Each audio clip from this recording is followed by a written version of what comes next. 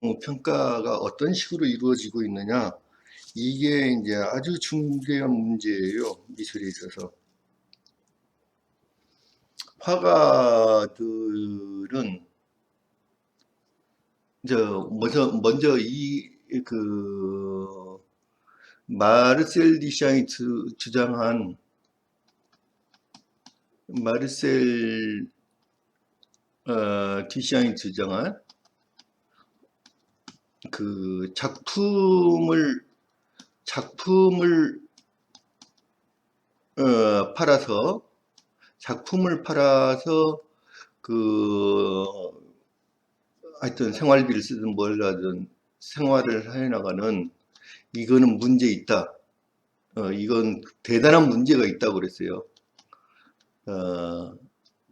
왜냐하면 작품을 팔아서 이게 생활을 해 나간다면 결국에는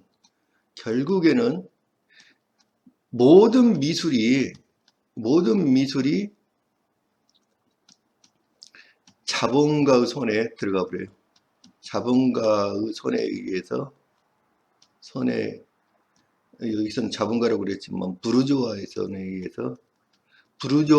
의해서 모든 미술이 좌지우지돼요. 그래서 심각한 문제를 나타내고 있어요. 좌지우지돼요. 그래서 이제 모든 나라에서는 국가에서 국민의 세금이라든지 후원자의 특별한 지원금을 가지고, 후원자의 국가적 지원금을 가지고 이들에게 지원을 해줘야 돼요. 지원. 아주 중요한 문제예요. 왜냐하면은 이 모든 그 문화라는 거는 당대의 시대의 모든 사람들이 즐길 수 있을 뿐만 아니라, 그거는 경제적 가치로 하면은 이건 말도 못하게 큰 거예요. 말할 수가 없이 큰 거예요. 예를 들면은 프랑스의 루브르 박물관에 그림 한 점을, 그 모나리자라는 그림 한 점을 보려고 루브르 박물관에 가는 사람들이 대부분이 모나리자라는 그림 한 점을 보려고 가요. 대부분이. 물론 다른 것들도 이제 보지만. 그래서 그 화가가 그린 그림 하나가 얼마나 많은 경제적인 가치를 창출하고 있는지 몰라요. 제가 알기로는 한 800만 명 정도 들어가요. 1년에. 그 루브르 박물관에만. 그래서 이러한 이러한 문제뿐만 아니라, 뛰어난 미술가를 하나 배출함으로 해서 이제 막대한 경제적 이득을 얻게 돼요. 막대한 경제적 이득을 얻게 되고, 후손들이 그렇단 말이에요. 그 나라 후손들이. 그 다음에 두 번째는, 이에서 국민들이 그 문화에 대한 자긍심이, 자기 나라의 어떤 화가, 예를 들면은 그런 말도 있잖아요. 인도 지배시에 인도 전체하고 섹스피어를 바꾸지 않겠다고. 그 정도로 어떠한 하나의 예술인에 대해서 이런 자긍심을 느끼는 거예요. 그러니까 이거는 그런데 미술을 하는 이 사람들이, 대부분 지금 미술하는 사람들이 아주 최저소득도 없어요. 90% 이상, 90%가 뭐예요? 95% 이상이, 95%도 제가 생각할 땐 99%예요. 99% 이상이 자기의 작품을 팔아가지고 살아가는 사람이 없어요. 외국도 마찬가지고. 작품을 팔리는 사람은 1% 미만이에요. 없어요. 99% 미만의 사람들이 생존의 위협에 시달리고 있어요. 많은 화가들이 그걸 알고 있어요. 그런데 처음부터 내가 화가가 되겠다 그래갖고 내가 화가를 해가지고 돈을 많이 벌겠다 그런 생각을 가진 사람이 있으면은 그건 미친 새끼예요. 미친 새끼. 화가는 나는 지금 현재 제프 쿤스라든지 예?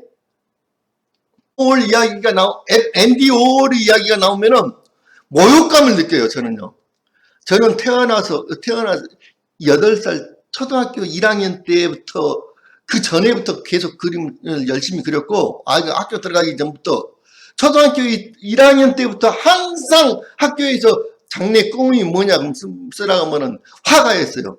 한 번도 벗어나 본 적이 없고 나는 그림을 그려가지고 돈을 많이 벌겠다는 생각을 단 한 번도 해본 적이 없어요. 99.9% 모든 화가들이 그림을 그려가지고 돈을 많이 벌겠다 생각을 해. 그런 사람이 화가를 선택했다면 그건 미친 새끼지. 응용미술, 산업미술과를 가야지. 그러려면 미술로에서 성공을 돈을 많이 벌겠다면 산업미술과를 가야 하는 거예요. 그래서 실제로 그렇게 그림을 그려가지고 돈을 많이 벌겠다고 생각한 놈들은 산업미술과 출신들이에요. 응용미술과 출신들이야. 아까 앤디 워홀도 응용미술과 산업미술과 디자이너 출신이에요. 그 사람들은 마인드가 틀려요. 그래서 나는 앤디 워홀이라든지 이런 사람을 대가지고 나를 비교를 하면 모욕감을 느껴. 절대 그러면 안 돼요. 화가들한테. 화가들은 처음부터 굶어 죽을 각오를 하고 시작한 사람들이란 말이에요. 내가 굶어 죽어도 좋으니 나는 그림이 더 좋다. 굶어 죽는 것보다. 그거를 해하고 얼마나 용기 있는 사람들인지 모른다고. 그런데 이 사람들이 막노동한 사람도 천지고 그걸로 생활을 영위를 해요. 그래서 이 사람들이 정말로 안심 놓고 자기 직업에 왜냐면 국가적으로 어마어마한 이익을 주는 거예요. 이건 말로 여기 돈으로 계산할 수 없는 이거 국민들의 자긍심을 심어준다는 거는 이건 돈으로 계산할 수가 없어요. 어마어마한 거예요. 어마어마한 거. 그러면 이거 당장에 그 사람들이 우리 역사 속에 남아있는 대단한 기라성 같은 화가들이 이 사람들이 대부분 정말 빈곤 속에서 쩌들려 살다가 정말 빈곤과 멸시와 암을 그리고 그 무관심 속에서 살다가 다 죽어간 사람들이다고. 그러면 이 사람들에게 전념할 수도 그림에 대해서 미술에 대해서 전념하고 이 사람들이 정말로 거기에 대해서 모든 시간을 투자를 하고 거기에 대해서 고뇌하고 그 불안감 없이 사회생활을 영위를 할 수 있다고 생활을 영위를 할 수 있도록 국가가 당연히 지원을 해줘야 되는 거예요. 왜? 이렇게 중요한 일을 하고 있는 사람들이다고. 그러니까 당연히 국가가 지원을 해줘야 되는 거야. 근데 거기에 문제가 있어요. 포스트 모더니즘이 뭐예요? 타원주의잖아요. 타원주의. 그러니까 심사위원이 한 사람이면 어쩌겠어? 그 사람 마음대로 평가를 해버려. 한 사람이면 완전 독재지. 그러니까 한 사람이 심사를 하는 경우는 없어. 이런데 보통 5명이 해. 보통 5명이 한단 말이에요. 그러면은 5명이 심사를 해가지고 5명이 심사를 하는데 여기 자기 나름대로 이제 점수를 쭉 적어낼 거 아니야. 무슨 기준, 자기 나름대로 기준이 있어. 그래. 근데 이제 점수를 총 집어내가지고 가장 낮은 점수를 매긴 사람하고 가장 높은 점수를 매긴 사람 빼버려. 그럼 나머지 3사람을 점수를 더해가지고 평균점을 내는 거야. 평균 점수를. 그래서 가장 좋은 점수를 받은 사람을 이게 대상을 주는 거야. 이게 1등으로 뽑아. 그런데 좋은 작품이라는 건 말이야. 요거 아니면 요거인 거야. 요거 아니면 요거야. 좋은 작품이면 1등을 받든지 꼴등을 받든지 그거야. 항상 미술에 있어서 가장 좋은 작품이라는 건 항상 그리 왔어. 근데 그거를 빼버려. 그럼 평균 점수를 내니까 그냥 이류 작품만 항상 1등이 되는 거야. 시스템 자체가 그렇게 돼 있어. 이류 작품은. 더군다나 더 중요한 문제가 있어. 비평의 기준이 세 가지가 있어요. 비평 기준 헛소리들만 참 써놨더라고. 인터넷. 가장 중요한 기준이 세 가지밖에 없어. 비평 기준이 어느 시대에 따라서. 그러니까 첫 번째는 미술사적인 평가가 있어요. 이게 굉장히 중요한 거예요. 미술사적인 평가. 미술사적인 평가가 있고, 미학 쪽에서 바라보면 미학적 평가가 있어요.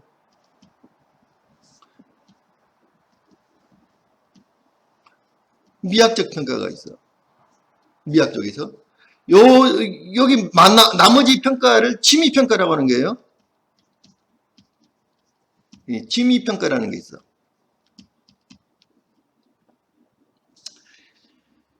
미술사적인 평가는 사실은 불가능해. 왜냐면 적어도 50년은 지나야지 미술사적인 평가를 할 거 아니야. 근데 살아있는 사람들의 평가를 어떻게 해 지금? 이거는 사실상 불가능해. 미술사적인 평가. 이 미술사적인 평가라는 거는 동시대나 다른 시대에 얼마만한 영향력을 가져가지고 그게 시대를 변화시켜 버렸는가. 다른 화가들, 후배 화가들이 얼마만큼 커다란 영향력을 미쳤는가, 그거를 보고 평가를 하는 게 이게 미술사적인 평가가. 그래서 이제 여기는 미술사적인 평가는 또 평가 방법이 많아. 이게 미술사적인 평가에서 또 평가 방법이 여러 가지가 있어요. 그게 사회학적인 평가가 있고 아주 환경적인 평가가 있고 하여튼 굉장히 많아요. 이게 어떤 관점으로 보느냐에 따라서 이것도 다 평가가 달라지는데, 하여튼 여기 평가 방법이 여러 가지가 있어. 이거. 근데 이제 그거를 종합을 해가지고 결국에는 이게 역사에 얼마나 커다란 공헌을 했는가, 이게 주요 포인트예요. 그런데 미술은 당연히 이걸로 평가돼야 해. 당연히. 근데 이건 불가능해. 이런 평가가 불가능해요. 지나간 사람에 대한 거는 평가를 할 수 있지, 이렇게. 근데 지금 이렇게 평가가 불가능하고, 미학적 평가라는 건 뭐냐? 그 미학에서는 6개의 아름다움이 있다고 그러는데, 그 중에서 1등은 가장 아름다움을, 1등 아름다움 중에 최고 아름다움을 숭고미라고 해요. 근데 이게 순서가 있어. 근데 숭고미를 최고로 따지는 거예요. 이거는 객관성이 어느 정도는 있어요. 여기에 객관성이. 그래서 미술은 이렇게 평가하는 거야. 이렇게 숭고미를 평가를 하든지 이렇게 평가를 하든지 미술사적인 평가를 해. 예를 들면은 그 음악에서 최고로, 그러니까 음악에서 최고의 그 음악의 최고 그 작곡가를 누구로 치고 있느냐면 모차르트라든지 이런 사람을 치는 게 아니야. 최고 작곡가가 누구예요? 베토벤을 치는 이유가 뭐냐면 베토벤 작품이 주는 숭고미 때문에 그런 거예요. 예? 운명이라든지 이런 것들이 굉장히 숭고함을 느끼게 한단 말이에요. 숭고미가 있어. 그래서 이제 점수를 많이 치는 거야. 그러니까 보통 우리가 큰다란 평가를 할 때는 이러한 두 개를 합쳐갖고 평가를 해. 이게 제대로 된 평가인데, 어떤 작품이 많이 팔렸다. 많이 팔린다. 대중에게 인기가 좋다, 많이 팔린다, 인기가 좋다, 비싼 값에 팔린다. 이건 뭐야? 이건 취미평가인 거예요. 대중에게 인기가 많다, 이거. 그래서 현대의 모든 미술사, 현대의 관점으로 보는 현대화 그거는 취미평가인 거예요. 취미평가. 이거는 객관적 평가가 아니야. 그냥 객관적이라고 할 때 너무너무 주관적 평가예요. 기준이 없는 거야. 지금 모든 미술의 평가가 취미평가란 말이에요. 그래서 예를 들면은 지금 뭐 요즘에는 이런 거 뭐가 내가 조사 나온 게 없는데 2001년에 20년 전의 이야기네. 2001년도에 우리나라의 평론가 20명이든가 뭐 해가지고 야, 이 시대를 대변할 우리나라의 작가들 중에서 등수를 이제 이 사람들이 한번 매겨본 거야. 20명인가 뭐 꽤나 많은 사람들이 모여가지고 그래가지고 그러는데 수많은 70명의 이름이 나왔어. 근데 20명이 뽑았는데 3명이 세 사람이 이거를 추천한 사람이 한두 명 있었고 몇 사람 됐고 두 사람이 추천한 20명 중에서 한 사람이 추천한 사람들 그리고 70명이나 뽑혔어. 완벽한 취미평가야. 2001년도부터 지금까지는 완벽한 취미평가라고. 이걸 포스트 모던적 평가라고 그래. 왜냐면 다원주의니까. 중심이 없잖아. 이 다원주의가 다시 말해서 뭐래? 우리는 현재 법치국가야. 법치주의 국가. 법치주의란 게 뭐예요? 법원에서 두 사람이 이렇게 싸움을 벌였단 말이에요. 원고와 피고가 있어. 그러면 누가 승리를 냈냐? 그 법원이 판결을 내리죠. 기준이 있잖아. 기준이 뭐야? 법이야, 법. 법이 기준인 거야. 근데 이 사람들은 법이 없어요. 평가를 할 때 법이 없어. 그러니까 뭐냐면 평론가들이 절대 권력을 갖게 되는 거야. 평론가라든지 거기 미술관의 큐레이터라든지 그렇지 않으면은 비엔날레 감독이라든지 이 사람들은 누가 지명을 해? 국가 권력이. 국가가 미술을 완벽하게 통제를 하고 있는 게 지금 현재 우리나라도. 미술이 어떻게 발전을 해? 우리나라뿐만의 이야기가 아니야. 전 세계의 이야기야. 전 세계적인 이야기. 이게. 그러니까 피카소 이후로 피카소 반의 반, 10분의 1 정도 화가도 나타나질 않아. 절대로 나타날 수가 없어. 이런 구조 속에서는. 이번에 우리 촛불 시위 때 무슨 박근혜 정부의 무슨 이야기 있어? 블랙리스트 예술가들에 대해서 블랙리스트가 있었다는 거 나왔잖아요. 이거 아무것도 아니에요. 이거 정말로 이제 코딱지만한 돈으로 그러니까 문해진흥원 지금은 뭐라고 바꿨는지 모르겠어요. 나는 이런 것에 대해서 관심이 없기 때문에 문해진흥원에서 1년에 한 번씩 이렇게 신청을 받아가지고 화가들한테 기껏 내야지 500만 원이에요. 500만 원. 1년에 500만 원 지원하는 거예요. 화가들한테. 많이 지원하면은 그리고 무슨 단체나 이런 데서 많이 지원하면 1000만 원까지 지원할 수가 있어요. 그런데 이런 것들의 심사에 대해서 이거를 어떤 사람은 신청을 했는데 어떤 사람은 뽑고 어떤 사람은 탈락하느냐. 나는 신청도 안 해봤지만 나는 이런 거에 왜냐면 그 당시에는 내가 먹고 살만 했거든. 그래서 신청을 한 번도 안 했어요. 다른 사람한테 가라고. 이 지원금은. 그리고 이제 이런 것이 2000년도인가 인터넷상에서 아주 큰 말썽이 일어났어요. 이게. 그래서 이제 여기 이제 요거를 집행은 이런 것을 문해진흥 기금의 집행을 그 민간 쪽으로 떠넘겼어. 그러니까 자기가 그 국가 권력이라는 거는 뭐 비난받기 싫으니까 뭐 민간 쪽으로 떠넘긴 거야. 이것만 요거 집행하는 것만.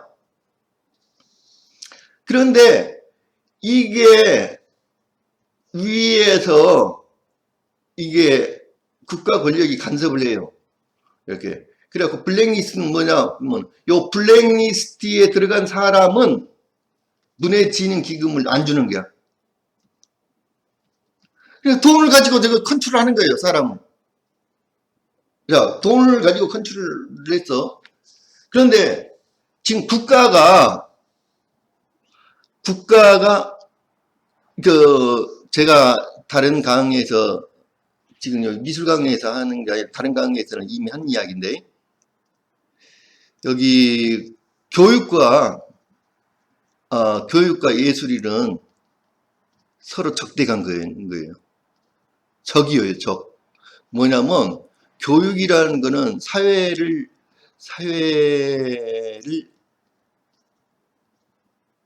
안정적으로 유지시키는 게 목적이고요. 목적이 틀려요.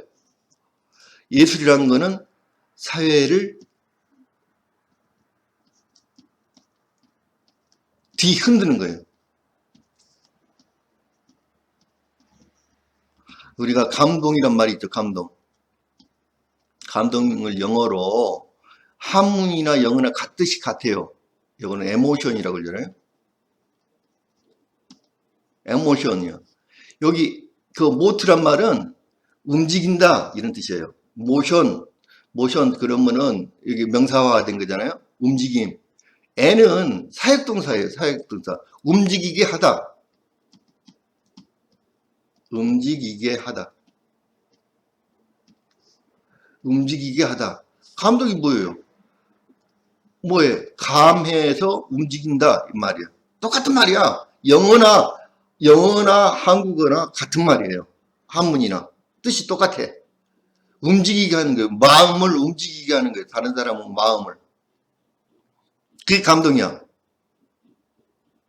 마음을 움직이게 하는 거예요. 마음을. 그게 감동이야. 그래서 요 움직임 휘져서 버리는 거야. 휘졌다 그 뜻이에요. 휘졌다. 에모션이란 말이. 휘젓는 거예요. 사회를 휘져서 버려요. 그래서 여기 물을 가만히 놔두면 물이 썩어버린단 말이에요. 근데 물을 휘저음으로 해서 여기 산소를 공급하는 게, 그래서 사회에서는 반드시 필요한 거야, 이게. 산소를 공급해. 근데 여기 모든 나라에서는, 그 역대의 모든 나라에서는 예술에 대해서 예술을 통제를 해요. 예술을 이용을 해가지고 통제를 해가지고 예술을 이용을 해서 사회를 안정시키는 거예요. 그러니까 여기 프랑스 아카데미라는 것도 똑같아요. 아카데미가 뭐예요? 아카데미가 뭐를 가장 중요시해서 사회의 도덕 기준이 되는 사회의 도덕 기준, 이거는 사회를 안정시킨 거예요. 이거는 교육이라는 거는. 그래서 사회의 도덕 기준이 되는 교육적인 목적으로 그린 그림을 최고로 쳤어요. 아카데미에서. 그러니까 역사화라든지 사회 규범이 되는 거. 그 아카데미는 뭐예요? 국가 권력이 하는 거예요. 국가 권력이. 국가 권력이 개입을 해가지고 미술을 통제하는 거예요. 국가 권력의 의도대로 미술을 통제하기 위한 장치가 그런 게 국전이나 살롱이에요. 그게 바로 국전이에요, 국전.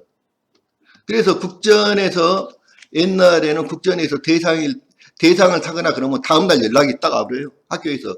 우리 학교 강의 좀 나와주세요. 딱 연락이 왔어, 옛날에. 그렇게 대단한 거였어. 우리나라 대한민국 미술대전이라는 게 없어지니까. 아까 국가 권력이 국가 권력이 문화를 장악을 하면요. 문화를 장악을 하면, 국가 권력이 장악을 하면요. 사회에는 절대 발전이 없어요. 정체돼 버리는 거예요, 사회가. 아주 치명적인 거예요. 국가 권력이 절대로 문화를 장악하면 안 돼요. 이건 치명적인 거예요. 그런데 비엔날레가 뭐냐? 지금 비엔날레가 우리나라만 해도 뭐 몇 개예요? 3개, 4개인가 될 거예요. 우리나라만 해도 비엔날레가. 광주 비엔날레, 뭐 청주 비엔날레, 대구 비엔날레, 그 다음에 또 있어. 그 뭐야, 부산 비엔날레. 그래갖고 뭐 굉장히 많아요. 우리나라만 해도 전 세계 비엔날레가 200개가 넘었어요, 지금. 그래서 이 비엔날레가 대체적으로 시작은 민간인들이 민간 주축이 돼가지고 하는데, 결국에는 이제 돈이 걸린 문제가 엄청나게 돈이 많이 드는 문제잖아요. 그래서 결국에는 모든 게 지방자치단체라든지 국가 권력이 운영을 해요. 국가나 지방자치 권력들이 국가가 운영을 해. 이게 굉장한 문제가 있는 거예요. 왜냐하면은 모든 문화라는 건요, 선택과 배제에 대해서, 선택과 배제, 미술사도 마찬가지예요. 권력은 선택과 배제에 있는 거예요. 이 선택과 배제의 권한을 누가 가지느냐, 이게 권력이에요. 국가가 갖고 있잖아요. 대한 이야기는 다음 시간에 합시다. 왜냐하면 이건 할 이야기가 너무 많아요. 그런데 전쯤에 아까 문해진흥원에서 직접 운영하는 여기 미술관이 있어요. 지금도 있죠. 아르콘 미술관. 저기 동숭동에 지금도 그거 있는데, 그때는 인사동에가 인사미술센터인가 그런 게 있었어. 그것도 문해진흥원에서 직접 운영하는 거야. 센터인가 뭐 해가지고 거기에서 1년에 이제 그 다음 연도에 그 전시할 작가를 공모를 해요. 그래갖고 이제 내가 이런 것을 전시를 하겠다. 그래가지고 그걸 해가지고 서류를 해갖고 보냈어. 근데 낙방을 했어요. 낙방을 했어. 그 당시에 그거를 심사한 사람, 그 당시에 그 관장도 여러분들이 현재도 아주 유명한 사람이야. 그 당시에 그거를 운영했던 관장. 말만 하면 알아. 근데 내가 이름은 안 밝혀, 지금. 관장도 그리고 지금도 이 사람 관장을 하고 있어. 그런 계통에서. 그 다음에 이거를 심사를 했던 평론가, 이 사람도 지금도 활동 중이야. 유명한 평론가야. 또 한 사람 있었는지 몰라. 나 평론가가 1명이었는지 2명이었는지 몰라. 내가 작품에 떨어졌단 말이야. 그랬더니 대답이 없어요. 나 수도 없이 질문했어. 반복적으로. 평가 기준이 뭡니까? 나 정말 알고 싶습니다.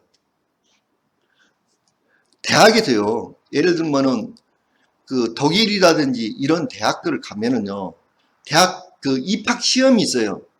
대학교에. 그때는 이제 뭐냐면은 교수를 지정을 해요. 대학 교수. 나 이 교수한테 배우고 싶습니다. 자기가 지정을 해가지고 그 교수한테 시험을 보는 거예요. 그 대학에 입학을 한다는 거, 미술대학에 입학하는 거는 어떤 교수를 지정을 해, 자기가. 나 이 교수한테 배우고 싶습니다. 그리고 그 교수한테 이거 시험을 보는 거야. 그 교수가, 당신은 불합격입니다. 그러면 불합격이야. 이게 교수가 선정을 하는 거예요. 학생을. 그 가르칠 교수가. 그거는 아주 옳은 방법인 거예요. 교수가 자기 학생을 선정을 해야지. 다른 사람들이 선정을 해주면 어떡해, 그거. 말도 안 되는 이야기야, 그거. 그거는 당연한 거야, 그거. 교수가 자기가 가르칠 학생을 선정하는 거는 너무 당연한 거예요. 그러면은 교수한테 이렇게 시험을 쳤다가 떨어진 사람들이 질문을 한단 말이에요. 내가 왜 낙방을 했습니까? 그러면 반드시 답해주게 돼 있어. 그거 의무적인 건 아니지만은 이 사람들은 반드시 답을 해줘요. 아, 당신의 작품은 내가 보기에는 이렇게 이래서 당신은 떨어졌습니다. 그러면은 그 사람이 어떻게 했어요? 다시 또 내년에 다시 1년 뒤에 거기에 들어가고 싶으면 자기가 보완할 점을 받잖아. 그래서 자기가 보완할 점을 보완을 해가지고 다시 그 사람한테 다시 시험을 볼 수 있는 거야. 그래서 반드시 평가 기준을 이야기를 해줘야 돼. 무엇 때문에 평가를 해? 나 당신한테 이런 기준으로 평가를 했습니다. 그 이야기를 해줘야 되는 거야, 반드시. 그래야지 그 사람이 고칠 수가 있잖아. 다음 기회가 생기잖아. 이 평가 기준을 해줘가지고 이러한 기준으로 평가를 했는데 당신은 여기에서 이러한 평가를 받았습니다. 그렇게 이야기를 해줘야지. 다음에 그 1년 뒤에 내가 그것을 보완해가지고 거기에 다시 도전할 수가 있잖아. 기준을 제시를 안 해주는 거예요. 기준 제시해주는 데가 대한민국에 어디에도 없어요. 기준을 제시해주는 데가 대한민국에 어디에도 없어. 또 하나 예를 들게요. 지금 여기 국립현대미술관에서 올해의 작가상이라는 게 있어요. 올해의 작가상. 지금 SK하고 뭔가 두 군데에서 뭘 해가지고 한다는데 옛날에 그거 기금을 어디서 내놨냐면 현대에서 그 엄청난 기금을 내놨다고 그러더라고요. 50억을 내놨다든가? 하여튼 그래가지고 50억 갖고는 어림도 없겠네. 장관 굉장히 큰 돈을 내놨어요. 그래가지고 나는 정확한 내용은 몰라. 어디에도 써진 게 없으니까요. 그래갖고 엄청난 이제 기업에서 이제 투자를 했는데 지금은 또 다른 기업이 더 투자를 하는 모양이야. 그러니까 국립현대미술관에다가 이게 돈을 줘가지고 야 이게 그 올해의 화가 이제 여기 이 올해의 화가라는 건 뭐냐면 경력화가 중에서 상당히 유명한 화가들 중에서 뽑는 거예요. 거기에서 1년에 4명을 선출을 해가지고 전시를 시켜줘. 1년에 4명을. 그 중에서 1명을 뽑는 거예요. 그러니까 올해의 작가상이라는 걸 1명을 뽑아. 그래서 상금이 몇 억이 되는 것 같더라고. 제가 얼뜻 듣기로는 7억이라고 알고 있어. 정말 미친 짓이지. 국가가 이런 짓을 하면 안 되거든. 절대로 안 되는 거예요. 전이 그 프랑스는 살롱이라는 것을 통해 가지고 국가의 이렇게 정책을 미술 정책을 통해 가지고 국가 정책을 하는 거야. 이게 국민을 교육을 시키려고 그래요. 국민을 그 국가가 의도하는 국민으로 만드는 거야. 이게를 그 교양 국민을 그 도덕적으로 만들어 가지고 국가가 만들려고 하는 요거를 만들려고 하는 거예요. 지금 대한민국 그 국립미술관이 이 짓거리를 하고 있는 게 지금 이 짓거리를 하고 있어. 대한민국 그게. 그런데 나하고 아주 친한 사람이 있어. 아주 친한 분이 그 화가가 한 분 있는데 나보다는 연배야. 연배가 더 많으셔. 그런데 이분하고 이제 이야기를 하는데 야, 올해의 미술상 후보 그 4명 중에 자기가 포함됐다고 저기 국립미술관에서 이제 전화가 왔대. 국립미술관에서 오래전 이야기야. 국립미술관에서 전화가 왔대. 그래서 그 4명 중에 자신이 포함됐으니까 그게 이제 그 4명을 다 국립미술관에서 전시를 시키는 거예요. 미술관에서. 대단한 영광이지, 화가로서로. 그 살롱전이 똑같은 거니까. 이게 국전이야. 국전이 완전히 유명무실하게 됐으니까, 이제 이런 거지 같은 짓거리를 또 하는 거예요, 지금. 몇 비엔날레도 그거 똑같은 거야, 지금. 그런데, 이제 그 이야기를 하니까 그 화가분이, 나하고는 아주 절친한 사이예요. 그 화가분이 뭐라고 하냐면, 이제 큐레이터가 전화를 왔어. 당신이 4명 중에 1명으로 선정이 됐습니다. 당신이 4명 중에 1명으로 선정이 됐는데, 그 중에 1명을 뽑아가지고, 이게 돈을 준다는 거야. 돈 7억이 무지무지하게 큰 돈이잖아요. 액수는 정확히 모르겠어. 나 이런 데 관심이 없어갖고, 그전에는. 그런데, 이분이 뭐라고 말했냐면, 야, 근데 그 4명 중에서, 4명 중에서 1명 뽑을 때 말이야, 어떤 새끼가 심사를 한대? 어떤 새끼가 감히 내 그림을 심사하겠다는 거야? 그런 거야. 나 그런 거 안 해.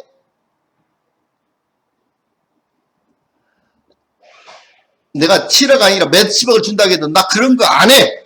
어떤 새끼가 감히 내 작품을 심사를 할 거야? 하면은 평가 기준이 있어야 할 거 아니야.